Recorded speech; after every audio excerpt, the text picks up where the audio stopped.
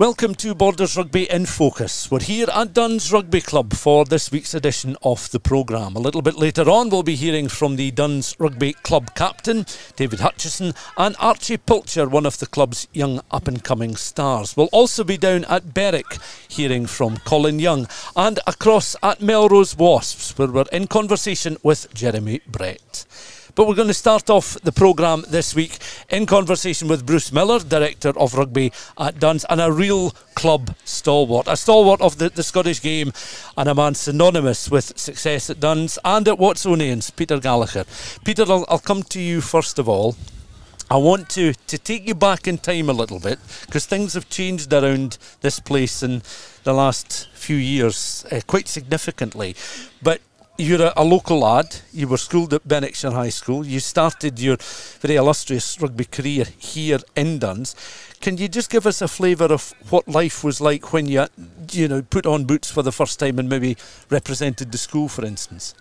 Well, yes, I mean, as you rightly say, Stuart, it's changed hugely since I was down here almost 70 years ago, pretty much. Yeah, in those days we used to run down to Toddlaw playing fields, which was quite a distance from the school here. On a Wednesday afternoon, we had an hour. We used to run down there, play in a bit of a mud bath, and then run back up again before the buses went away. And then leading on to the club had the clubhouse along in Newtown Street, which again required a long walk to get to training, right down to the Toddlaw playing fields again. And at that time, we had 2 floodlights, and it was a bit of a mud bath most nights, but there was a lot of fun involved in it, and these were the good amateur days when everybody wanted to be part of it, and we built up, the club built up quite a reputation for being a friendly club, a well-coached club, and we attracted quite a number of local lads to stay around and play, and we had quite a lot of success in those days.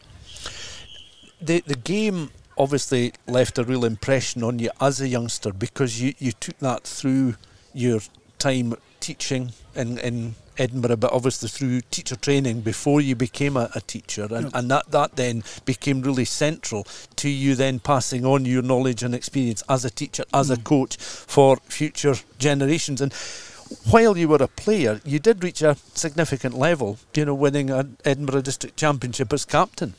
Yes, I mean, I was very fortunate when I went through to Glasgow to Jordan Hill College. I was being coached at that time by Bill Dickinson, who became the first advisor to the Scottish captain. And Bill had spent quite a bit of time out in South Africa in those days. This was in the 60s. And he came back with what was kind of quoted as professional ideas. And because we were a PE college, he gave us these ideas as the coach of the college team. So I was alongside people like Mighty Mouse McLaughlin and so on. And we developed a very powerful, forward-orientated type of rugby. When I started teaching in Edinburgh at George Watson's College, I then became part of the Watsonian Club, because in those days it was a closed club. But because I was a member of staff, I could play there. And they had oodles of talent, and all I needed was someone just to kind of pull it together. And because of my Jordan Hill background, that kind of helped. And we developed quite a strong side. And you're right, I captained Watsonians, and I captained Edinburgh for 2 or 3 years. And that was, again, with a lot of very talented international players. The sort of pyramid system of its day in the early 90s would see Duns win multiple promotions, I seem to recall. We did indeed, and I think we got promoted 5 or 6 years consecutively. And part of the reason for that was we had a good nucleus in Duns, but we had some players who had played at a higher level and decided they quite liked what was going on here. So rather than finish playing altogether, they added a couple of years to their playing career by coming here. People like Sandy Mole and Neil Anders, Big Neil Anderson, who'd been playing for Melrose, and Adam Marshall, who'd been playing at Kelso. And these guys, Sandy Pate, they all came back and added a bit of experience to an already enthusiastic group of locals. And they became quite a physical side, to say the least, but also a very competitive and very talented side. listening on to this is Bruce Millar, the director of rugby. A lot of this will sound familiar because both you and I, of course, attended, like Pete, as a pupil at Berwickshire High School at a time where we didn't have any rugby at primary school, so we were introduced, or that was certainly my experience, we were introduced to it at high school, and there wasn't the facility to then join a minis or a middies club at the weekends to play the game. So it was very much what you did learn on the park as a school pupil. We took it for granted, but we were actually very lucky with the quality of the PE staff that we had at that time, and instilled a real love of the game in us early on. But I don't really have any memory of being involved at the club, and probably for the reasons you've said, Peter, that it was sort of stuttered along, and it was the school that drove the rugby. But what I do remember is that team that you spoke about. I don't know what kind of age I would have been, in my sort of mid-teens, and that really probably inspired a lot of us at that age, because we saw that happen, and you started to want to be a part of it, and you saw those 4, 5, 6 promotions in a row, these players that you spoke about, and you were watching a really good standard of rugby. I can remember going up and watching some of the Murrayfield Cup finals, of which you won many as well, and as I say, there were some really good homegrown players, guys that had come back to the club, but also homegrown players, and I say we're just really lucky to as young guys to have that to aspire to, and A bit like Pete, in terms of your own education, you then leave Duns as a sort of late teens, early 20s, you spend time in Edinburgh, and then you're up in Orkney, so you spend a bit of time up there. Now you've represented Duns in Orkney. Again, the geographical distance, there'll not be too many people in Scotland that have played at clubs so far apart. Yeah, and had some fairly lengthy trips from Orkney as well. Way down it was often the southwest we seemed to travel down to, and you seem to be away from, you had to take a Friday and a Monday off work to get down to it. But fantastic as well. We were very social rugby, but there were some really good players up there as well, because you couldn't play anywhere. You played for Orkney or nobody, so there was a lot of guys up there that could have played at a much higher standard, but didn't. So we had we enjoyed ourselves, let's say. We played some pretty good rugby as well. Yeah, some horrendous boat trips that I don't really want to cast my mind back to. Pete, in terms of your involvement, you're still very enthusiastic about the sport. Absolutely. And of course, you've enjoyed time with Scotland Sibbins at the Commonwealth Games. That's one thing that we haven't touched on. Who have you looked at in the past to seek sort of inspiration from as a coach, and maybe taking sort of ideas or tactics or an approach from them to then use yourself? Well, initially, as I mentioned, I was very fortunate to be on the receiving end of Bill Dickinson, and so I learned a lot, particularly about forward play from Bill, because as I said earlier, he was ahead of his time with particularly scrimmaging and forward play. And then when I came through to my side, there was an old friend of mine, Alan Mcnish, who, albeit he was a player, but he had a great insight into the game, and he did a lot. And of course, I worked alongside and was influenced by Creamy, Jim Telfer, Ian McGeechan. I was with Ian and people like that. And so, but in a more local level, and an inspirational coach and a pleasure to work with is Rob Moffat. And Rob and I together coached at international level with Scottish schools, Scottish youth. And then when the game turned professional, Rob and I took on the reins at Borders Rugby when they started up. And so I've learned a lot from Rob as well over the years, and so these people, all had a big influence in my coaching career. And your understanding of players in terms of their own development coming through, I suppose your experience as a teacher will mean that you'll very much adjust your approach, whether you're working with the semi-juniors who are up against Melrose in just a few days' time, or the first 15 who will have the first of their games coming up very soon. Yes, you're right. I mean, the skills of teaching come through in your coaching for rugby as well. And I've been fortunate that I can work with groups that range of ability from beginners right through to top level professionals, where all you're doing is tweaking a little bit compared to introducing the game at lower level, and all the stages in between. So my teaching background has been a huge help to my rugby coaching. Yeah.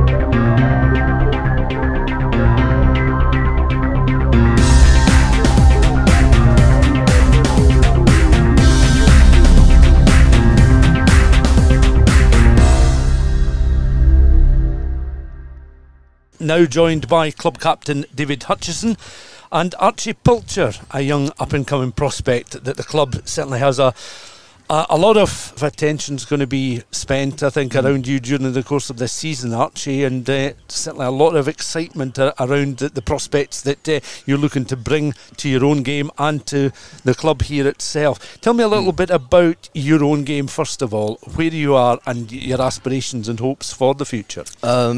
Well, at the moment, I'm going down to a college in Newcastle, tying Met, to hopefully pursue my rugby, and that's a 2-year course, and hopefully get into the academy. And my aspirations for the future are hopefully British and Irish Lions, and hopefully win a campaign with them. So you really are aiming for the top. You see rugby, the professional sport, as the ultimate end game for you. Yeah, just aim as far as you can, and then, you know, don't drop short or anything, hopefully. As a learning base then, what has it been like being, you know, working alongside the likes of Peter Gallagher and Bruce Millar and David, those that have been involved in the game for a number of years now? Huge. They've always helped me along, you know, when I've stayed after sessions and I've arrived early, they've always, you know, talked me through everything and helped me and just taught me what I need to do to get there, just work hard and, you know, stay focused. And a big decision would be that decision to go to Newcastle, to go down to Northumberland and make that decision. Were they part of that decision? How did that come about? Were there other people interested in snapping you up? I've had a friend who's done it before, so I was very aware of the course, and then obviously I want to expand my playing ability, so going to new places obviously helps you learn new things and everything and meet new people, so hopefully that can help me pursue and go forward in my career, hopefully. David, we've got a young fledgling talent within the club looking to make a big name for himself. You've been associated with the club in different guises for quite some time now, and you've spent a bit of time abroad as well, working and seeing how things operate overseas in New Zealand. What are you looking for this season from Duns Rugby Club, and as captain, what are your own aspirations? For the first team, obviously we're looking to perform in the league. That's number one priority, but on top of that, it's to bring young players like Archie through. I think at the weekend past we had 13 teenagers starting in the first 15, which is testament to Peter and Bruce and to Bert as well, the DO here. But our top priority is to compete this season. We want to be competitive in the league. You'll be mindful as well that this is always a very significant part of the season right at the very beginning, because there could be an exodus of youngsters to university that, depending on their own circumstances during an academic year, can sometimes really hamper the progress of the club. So I would imagine that is foremost in your mind. Yeah, I mean that's always kind of been the case with Duns. You know, we have a really good pre-season where the young boys are there and then they all go away to uni, and you know, we almost have to start again. However, while they're here, you know, our priority is to bring them on as much as they can, and I mean, at the end of the day, it's to make them as good a rugby player as they can be. You know, Archie's an example of that. He's here before everybody else in pre-season. He's been here before them at every single training session, and he stays late as well, practicing his kicking and his speed work and everything else, and like I say, I think he's going to go really far. And you're also aware of the wider game, because we talked about this just before the start of the interview, that you're mindful you have to understand more than just one position to be truly and truly effective. So it's not just a fly halves game that you're trying to learn. Yeah, I played fullback for a good 4 years, and at the moment I'm 13, and I've gone to centre to work on my contact and tackling practice and just being up close. I think it might be I'll go back to 15 to work on my running game and kicking game, hopefully. David, from your own point of view, you look back at a time at Duns where you've had success at Murrayfield. You'll remember, you know, the success in winning the bowl. Not for the first time. There was the success in '99, and then it was repeated about 12 years or so later. being part of a small club, a population in the town of just over 2,500, something like that will stay long in the memory, and it's so important to galvanise a team, and have a success like that, to bring on the future generations. Yeah, I mean it is. You go back to that team that was at Murrayfield. I think there's about 3 of us left. But you'll always hear people in the pubs on a Saturday night saying, "Oh, I remember when," and that goes for the older boys as well. You've got the boys who went to Murrayfield before us, and they still talk about it. It's a big part of the club's history. And we hope one day to sort of get there again. And I think we've got the young players coming through. If we can hold on to them, that we can do that. And you're at a very competitive level when you look at the teams that you're going to face during the course of the season. It's going to be a very interesting league, how it pans out. Yeah, it is. There's some strong teams in there. You've got some of the big Edinburgh teams like Royal High. You've got Haddington, who've been up there and done it before. And then coming up, you've got the likes of like Ross High, who are really, in the last couple of years, have become really competitive. So there's not going to be any easy games this season, and that's what we want. You want the standard to be as high as it can be all the way through. Do you find yourself in conversation with other club captains at a similar level, just to try and find out where their respective clubs are? Because we're coming out of the most extraordinary 18 months that nobody could ever foresee or plan for, and I suppose every club, regardless of size, will feel a certain amount of vulnerability at this stage. Yeah, absolutely. We've heard rumours of some clubs, maybe struggling with numbers, struggling with coaching staff in the lower leagues, but also in the leagues above us. And it's an uncertain time, and we just have to kind of hope that as a rugby community, we all kind of come together and do our best for the game, and make sure that as few clubs as possible do go under, and as if we can help out another club by helping them with, if they're having a day, like a club day while we're playing them, we can stay around and help them, we will. We want to try and help the game as much as possible. And just finally, David, in terms of your own role, and I guess the role of Archie and members of the wider squad, are you investing that bit more time in the local community to ensure that you do get numbers through the gates to watch you? Because that's imperative now that you're coming out of this very difficult phase. Yeah, I mean, I'm definitely going to try. It's a new role for me, but I've got a really strong leadership group behind me at the club. Coaching staff, the young lads, we're training with the Colts now, so that's been a big help to get to know them. And we want to try and get the community involved. We want the rugby club to be the hub of the community. We want to not just offer rugby on a Saturday. We want to be able to, or be a place for people to come and, feel welcome, feel safe, and if we can get more people through the door, all the better. Now, speaking of the semi-junior league, Stuart Cameron has been a very busy man, because a little bit earlier on he was down at the Green Yards in conversation with Melrose Wasps coach Jeremy Brett. Well, Jeremy, we're here at the Green Yards. You've seen the transformation from this ground for many, many years, now to a beautiful 3G pitch. Now that the lights are here, it's just wonderful to see youngsters using the facilities, but it's just great to see it being used.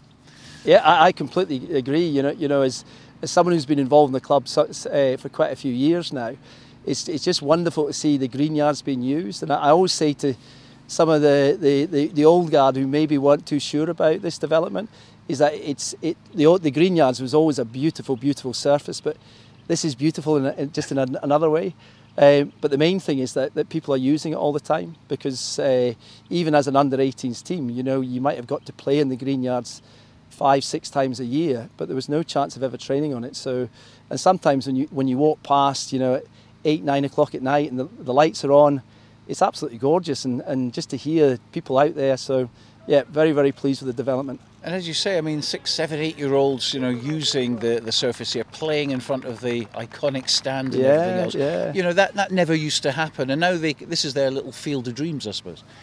Oh, it is, and I think as a community thing, to have the football club involved as well, to see them using it, and I think Lauder Football Club use it too.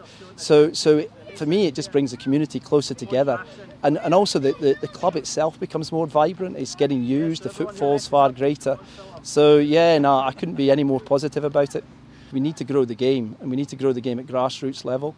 So there's a real effort, right across the youth section, with new development, Ian Chisholm at the fore, and we're really trying to make it fun and engaging, so people come and they tell their mates and they come down and they get more involved. So growing the numbers is a big focus for us, and we've got more to go. We're not perfect, but we're trying hard. And of course a great relationship with Earlston High School. Yes, and that's something that Ross Millar, when he was development officer, set up. So we have an equal partnership with them, so we work hand in hand in partnership with the PE staff, and again Ian Chisholm's getting more involved there with the School of Rugby. But that's been a really positive thing. So we try to help each other out, and we've been very lucky over the years with the staff that we have. We have Callum Anderson there, former Scottish Sevens player, who coaches. We did have Malcolm Chang-Leng, we had Nick Alston as well. So we've been very lucky. We've been spoilt with the personnel that we've been able to work with. And of course, going back even further, the likes of Craig Chalmers and Kelly Brown all went to Earlston High School. Yeah, and that's a challenge for us, So we have the 3 R's kind of mantra in terms of our youth. And first one is recruitment, so we want to grow the game. Big thing is we want to retain people into adult rugby, so retention. But then thirdly, we want to give our ambitious players the chance to go out and represent Scotland. So our challenge now is to grow someone who's going to come up through the system and then go on to represent Scotland and hopefully the British Lions. Absolutely, and it's not impossible at all, as absolutely. We found out at Hawick High School, and also obviously Trinity in Hawick as well, which was an amazing story. Of course, we keep coming back to that, Rory and Stuart, but there's no reason why it shouldn't happen at Earlston either.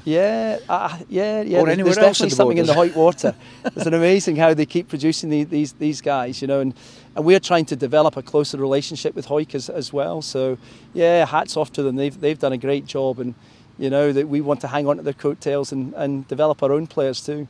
Now, the last few weeks I've thoroughly enjoyed seeing under-16s and under-18s action at Peebles and Hawick and at Gala as well. And the new semi-junior season will start off. It's not just border sides in here. We've got Alnwick involved and Tynedale and a few others. Yeah, the border league's changed, from when I was an under-18 player many years ago, and it's a Borders Northern England league now, and it's nice to go down there, and for them to host them back up here as well. So I think it's been a positive thing. And you start off with Duns Colts away from home. Yes. And they're not too far away, are they? So and I was very impressed with Duns Colts during the Sevens circuit. Particularly a young man called Archie Pilcher, who really caught the eye. But I mean, not just at Duns Colts, right across the spectrum. I've probably identified a dozen players that I think we have to keep a close eye on, and that's good. And I think the Borders again. We need to work together. It's fantastic having the boys really love these rivalries, because often they'll meet through the Borders and they'll become teammates. Then they get to play against each other. So these traditional border rivalries are really important that we continue with that. But from our perspective as well, we want to play other teams too. So we have a challenge right across the spectrum of Scottish rugby. So we played Boroughmuir recently, yesterday, and then Ayr. But we're really looking forward to getting our teeth into the Border League as well. There's nothing quite like a border derby to and there's a nice connection between the clubs as well, because the development officer at Duns is Bert Grigg, and he's now coaching at senior level here. So it's nice to have those connections. Now, we've had almost 2 years away from rugby, and the boys, they haven't been playing rugby for that time, and their body shapes have changed, their attitudes have changed as well. How have they kind of come through it now, and what sort of problems do you have as coaches and people looking after them? From our experience, last year I ended up really positive. We had large numbers, and we actually grew the numbers as the season went on.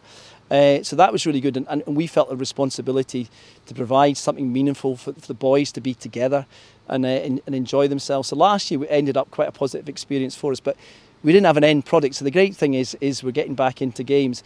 And I think the challenge for us is not so much the guys who've already experienced 1 year of under-18 rugby, but it's the young guys that are coming through, because really in terms of their rugby knowledge, because they didn't play under-16 rugby, there's a bit of a knowledge gap.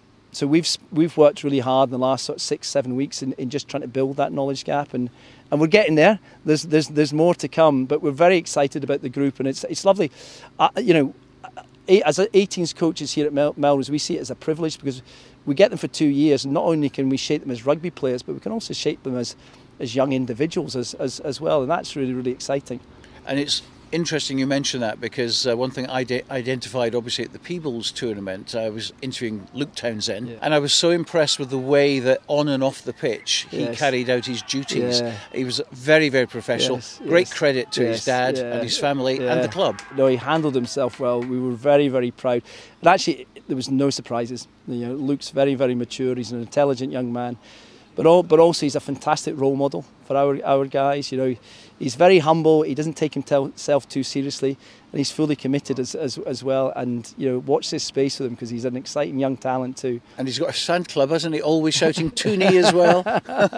He takes it in his stride. You've had a very good sevens season so far. Didn't pick up any trophies as yet, but great experience for the lads playing sevens, and now we turn our attention to 15s, and this is where the real work gets done. We've enjoyed the last three weeks. It's been a tough schedule for us, and we're sort of walking wounded at the moment because we fitted in 2 15s fixtures as well over those weekends. So it's been good. We've seen the sevens as a chance to try to develop some of the young guys. So we had a strong team at Peebles, and then we looked to we'd pick squads beforehand and saw guys that could try and give them the opportunity. So it's been really, really good, and actually just again learning the craft of sevens is really, really important. And so it's been pleasing from a coach's perspective just to see them begin to understand the game, and you see how the shape that they're trying to play, and defensively how they can trap players in. So it's been really, really good, and as you say, we're now looking forward to the 15s. That's our bread and butter, and we're looking forward to that. I think we're going to be a little bit light in numbers this week because, as I say, we've got a few walking wounded, but there's also Leeds Festival going on down south. So I think we've lost a few players to that, but we'll handle it. We've got a large enough squad. Brilliant, and very best of luck for the season. Thank you very much, Stuart. Jeremy Brett with Stuart Cameron down at the Green Yards, and Jeremy with some very interesting points there, looking ahead to a semi-junior season. Now, Peter, I want to ask you about Hoyt Quinns and winning the National Division 3 title but turning down promotion. If Duns were to find themselves in a similar situation, what would the club choose to do? It's a good question, and I don't know if there's an easy, straightforward answer to that, but the things that we would have to take into account, and would take into account definitely, would be the player availability for moving up to a league which involved more travel, and more travel is more time, and a lot of the players now in this area are not as enthusiastic as they used to be about travelling a long distance away and getting back late, and more of them now, particularly the younger ones, are working on a Saturday morning, and that would add a wee bit of a problem to it. There's also the financial aspect. Cost of buses now quite astronomical, and we're not enthusiastic about players travelling by car. We want the team bus. So from a financial point of view, we would have to be doing a bit of research and a bit of analysing to see if we could actually afford it now. So, we looked at the Hoyt situation and thought, well, they must have gone through a similar process and came to the conclusion that that was the best way forward for them.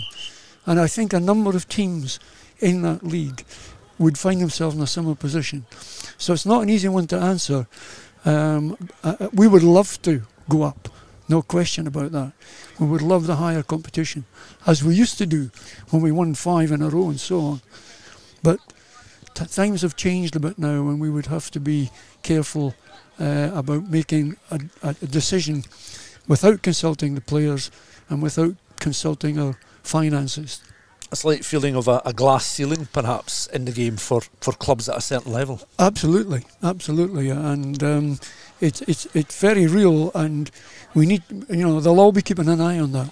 There may be a couple of clubs who are a bit wealthier and are quite happy. Maybe the numbers are quite large, and they would be quite happy to go up. As I say, we would want to go, but whether in the end of the day we could manage it player-wise and financially would have to be discussed. Yeah. Now, of course, another National 3 club is Berwick, just about 17 miles from here, the park at Scremerston. And there's a feeling down at Scremerston of some unfinished business. Of course, their promotion attempt was cut short at the end of the last season. Stuart Cameron's been down at Scremerston to talk to their head coach, Colin Young. I think a lot of the boys want to put another season in purely for what happened the season where it all got cancelled. When you're sitting top of the league with a couple of games to go, the title was in our own hands. Fortunately, we didn't get the celebrations like Bigger did and so on, and get a trophy removed from us. But unfortunately, the season got cut short and we didn't get the chance to celebrate.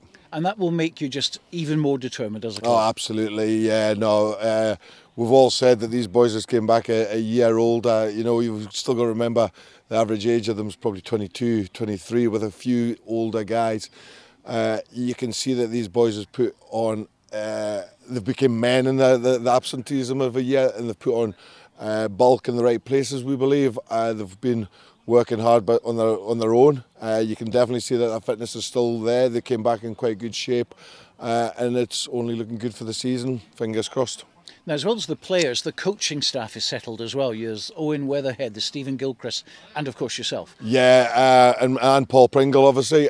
So no, we committed to another year. You know, we owed it to ourselves to do it again and see it through. And hopefully the success comes with myself, Owen, and Paul, and Stephen in the background. And you look at the league now, and all you can do really is say, well, 2 years ago, this team were good and this team were bad. But it's all a level playing field now, because there's no form at all. There's no form at all, Stuart. Everybody's in the same boat. It's a clean slate. Clubs might have lost players, clubs might have gained players. We just don't know. We don't worry about other clubs. We worry about ourselves. And the only team that really, I'll say this, you know, once I see what's what, the only team I fear will be ourselves. If we don't turn up, if we think we're too good, then we're in for hiding for nothing, and we'll deserve that hiding if we have that attitude, thinking what we done 2 years ago was acceptable. It's not. The hard work's starting. We've got to gain the respect what we'd gained 2 years ago. And you start off on September the 4th with a trip to Strathmore. Boys were there in 2019, it would have been. Fortunately for myself, the long trip, I had to work that Saturday just due to work commitments in December, but I couldn't make it. So I don't know anything about Strathmore apart from I know, because we nipped the win in the last minute. The journey back was a tremendous journey back. That's all I can tell you about Strathmore. Well, I'm sure we'll be finding a lot more out on the first day of the season, of course. I'm sure we will be. Let's go back again, because it's nice to go back as well as forward. And of course, the famous win at the National Stadium, which was a terrific achievement. We're still pinching ourselves here, knowing that you were so far out of it, and then you came back and forced extra time and winning and putting 50-odd points on the Greenock Wanderers. It was just one of those incredible days that capped the season off brilliantly. You went through it unbeaten, and of course you went away with the shield as well. Do you still look back at the videos and pinch yourself? I do, Stuart. It wasn't that long ago. You know, you say about lockdown, it wasn't that long ago. I found myself just watching the whole game again, and what we done was something special. But we knew we had a game plan. We knew it was in us, but we just had a unique bond, because I remember playing with a lot of my mates, and the bond was special. These guys are all grown up together with the 2 to 3 older heads, and they're all mates, and they just respect each other, and they stuck together. Camaraderie is a great thing. Winning mentality is a great thing. Winning becomes a habit, and that day it just epitomised what we were about that year. That we just never gave up, and we showed teams the respect that they deserved, and played some tremendous rugby to score the 4 tries in the latter of the game kind of style, to bring it to the extra time. And you look at that touchline conversion from Andrew, and you just think it was meant to be for us. because Andrew didn't kick that well for the rest of the day kind of style, and neither did Hoggy really, to be fair, but it was just one of them days that I think it was just meant to be. From the time we left here, we were in a good place, good position, and it was up to us to lose it rather than them win it, and fortunately for us, we won it. And what I enjoyed, I think, most of all was the fact that we were able to talk to you immediately after the game, rather than wait a couple of days when everything had died down a wee bit. We got you absolutely buzzing, didn't we? Yeah, no, on the side of the pitch was tremendous. You know, I kind of missed the team shot at the end because I had to go and find somebody in the crowd, you know, and it was like that kind of Pat Cash moment when he climbed Wimbledon. I had to go and find Kevin Armstrong, because I just owed the day so much to Kevin for what he had done for myself when he was my coach, and he was there in the morning to present the jerseys to the players, and I just felt like I needed to find Kevin, and I can remember his words, and it was like, yeah, you done it, Colin. And I turned around and I says, and it was far better in style than what we won it back in 2004, and he says, I'll give you that one. After the, you know, like I say, he was my coach, and I respected the guy so much, and just had to go and see him. Okay, so we'll park that there then. 2 years ago it was now, brand new season. Yeah. As we say, a great deal of youngsters still coming through, and you know, really determined to get that promotion into National League 2, because I mean the potential here at this club is immense. Yeah, exactly. And when we were talking like about, it was last year when there was on about that regional league, we was pretty excited because we were going up against teams that were in a higher league than us, and the distance of the travel was only that hour to Stumel, PL, I think Musselburgh might even be mentioned, and also Peebles. So there was also like a border derby in there, and we was wanting to test ourselves to actually see where we were before we actually got into that league, you know, just a rough dabble. But the chances there for us to get the promotion and really go for it and test ourselves, and that's where we want to be. Back to the, you know, when I played here, we got up to Premier 2, we were sitting fourth in the table, you know, quite comfortable the first year, and then second year syndrome relegated us kind of style. But I think with this bunch of lads, if they get there and they stick together, the mentality, who knows what it can bring, because the player development, the skill development is only getting better from the 3-4 years that I've had them. Well, of course, the Club 15 season is still a couple of weeks away, but it has been a very busy time for a lot of border clubs, with the Marooned Gala tournament a huge success last weekend, and Southern Knights performing very well in the Fosrock Super 6 competition.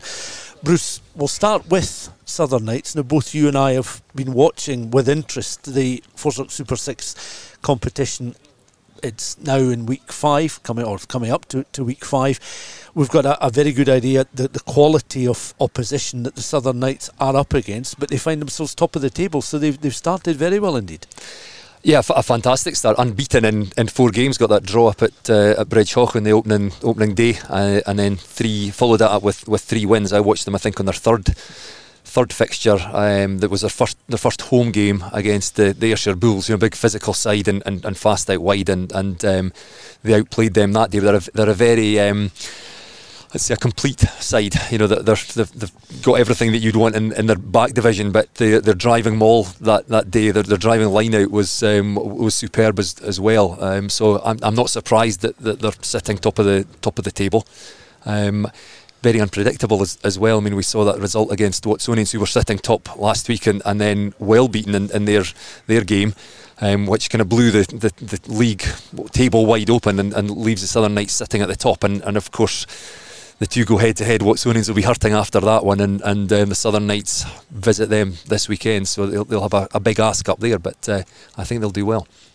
Marooned at Gala, of course, a tournament we were eagerly awaiting just to see how it was going to work for Gala. They've tried different models, different approaches to the Sevens game, and by all accounts it was a success, and it's a model that we're interested to see if they take forward. Again, we mentioned about the different events that you sometimes need to bring in just to bolster a crowd, but I think the actual level of competition on the park, the most important thing, was there for all to see. It seems like that they found a good formula for them, and presumably that will, you know, that's something that they'll apply to their Kings of the Sevens weekend, which is now a better one for them, and I hope it does work.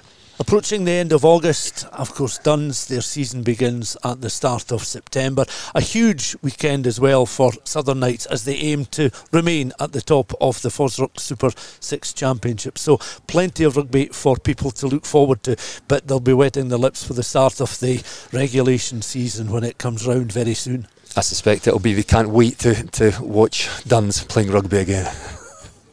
Well, we'll certainly watch on with interest as the club looks to more than match the opposition it will face in National 3. Bruce, thank you as always for your time. And that concludes our look at Duns Rugby Club ahead of a new season, which is just a few days away. We'll certainly watch on with interest as the club aims again to beat the best in its division and make this place just behind us a bit of a fortress.